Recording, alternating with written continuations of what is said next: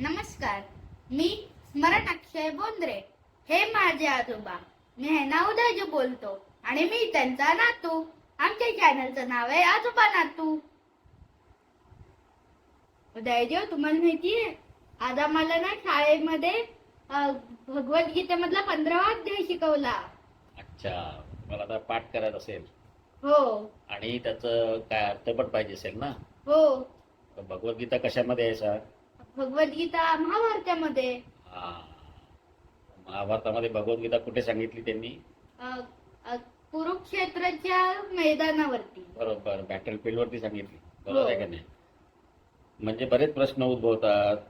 Battle झालं का? हो का झालं बॅटल? त्याला कारण काय होतं? कोणामध्ये झालं बॅटल? कळलं का नाही? आणि मग कृष्णने अर्जुनाला गीता का सांगायला लागली त्याला?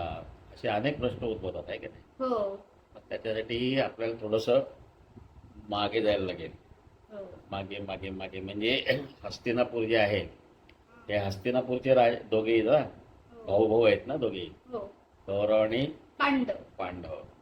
मग हस्तिनापूरचा जो राजवंश आहे त्याची जी आपल्याला माहिती आहे, बरोबर नाही, ती साधारणपणे राजा दुष्यंताच्या काळापासून माहिती आहे. हो तुला माहिती आहे का ती स्टोरी सगळी? हो. काय आहे सांगू? म्हणजे तिकडे त्यांना सांग स्टोरी. म्हणजे एक ऋषी होते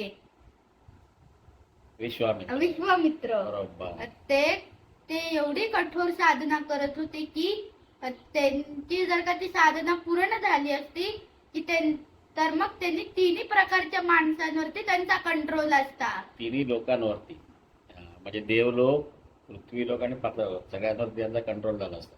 हो देव घाबरले त्याच्यामुळे. हो. तर त्याने काय केलं?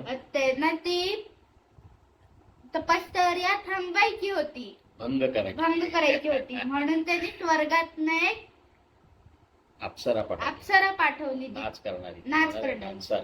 डान्सर. तिचं नाव डान्सरचं नाव काय बरं? मेनका. मेनका. मेनकेला पाठवली खालती. हो. मग ती विश्वामित्र तपश्चर्या करत बसली तिकडे आली. आली. आणि तिने डान्स सुरू केला तिचा. हो त्याने लगेच डोळे उघडले, त्यांची तपश्चर्या भंगली हो आणि तिला बघून ते तिच्या प्रेमात पडले. हो. आणि मग त्यांना काय झाली?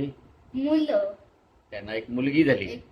तिचं नाव होतं शकुंतला. बरोबर.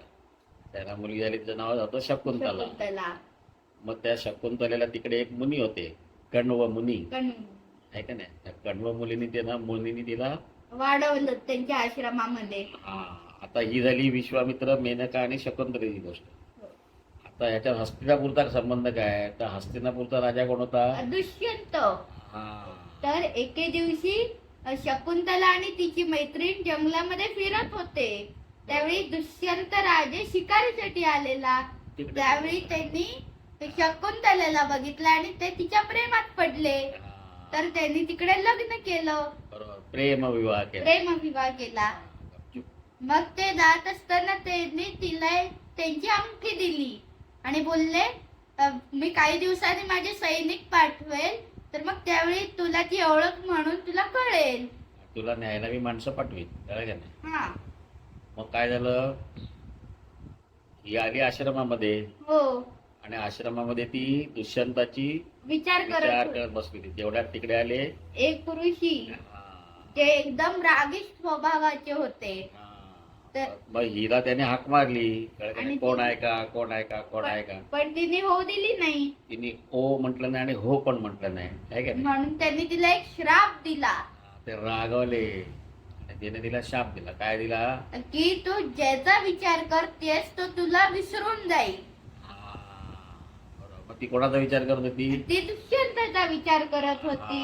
मग ती म्हणाली की एकदम एवढा हे करू नका, काहीतरी मला उपाय सांगा. मग त्याने काय सांगितलं की नंतर तुला जी ओळख त्यांनीच दिलेली आहे ती त्याला ओळख पटली की तो तुला परत तुला ओळखेल तो आणि बोलवेल तुला, आहे का नाही?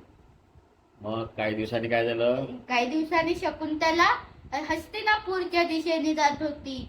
तर जाताना ती मध्ये थांबली नदीच्या किनारी. ती पाणी जशी प्यायला तिने हात पाण्यामध्ये घातला घेतला तशी ती अंगठी पाण्यासोबत वाहून गेली, तिच्या हातातनं पडली पडली, आणि पाण्यासोबत, वाहून गेली आणि मग ही गेली हस्तिनापूरच्या राज्यामध्ये. हा, आणि तिकडे राजाने तिला काय ओळख दाखवलीच नाही. ओळख दाखवली म्हणजे राजाने तिला ओळखलीच नाही, कारण शाप होता श्राप होता. मुलीचा, आहे का नाही. हो, राजाने ओळखली नाही, मग ती नाराज झाली आणि ती आली आश्रमामध्ये. आश्रमामध्ये. ती प्रेग्नंट होती त्यावेळेस. हो, मग तिला कोण झाला, तिला एक मुलगा झाला, भरत. हा, त्याच्यावरून इंडियाचं नाव पडलेलं आहे, भारत. भारत. बरोबर आहे की नाही. हो, तिला मुलगा झाला, त्याचं नाव भरत. भारत. मग मीनवाईल काय झालं, मीनवाईल एक कोळी होता, तो तो मच्छी पकडत असताना त्याला मच्छी म्हणजे मासळी. मासळी, तर मग त्याला त्या मासळीच्या पोटामध्ये एक अंगठी सापडली. हा. मग तो बघतो तर काय, इतर राजाची अंगठी, म्हणून तो राजाला द्यायला जातो. तर मग त्यावेळी राजाला आठवतं, अरे ही अंगठी तर मी शकुंतलेला दिली होती. हा. मग राजा त्याची सैना पाठवतो आणि शकुंतलेला आश्रमामधनं हस्तिनापूर मध्ये आणतो. शकुंतला आणि भरत. भरत. हा. मग शकुंतला आणि भरत जो आहे, शकुंतला झाली राणी आणि भरत कोण झाला, राजपुत्र. हस्तिनापूरचा राजपुत्र. हा, बरोबर. त्या हस्तिनापूरचा भरत झाला, त्याचे वंशज जे आहेत हे सगळे कौरव आणि पांडव. मग त्यांचा आपल्याला माहित असलेला वंशज म्हणजे शंतनू. शंतनू. आता किती मिनिट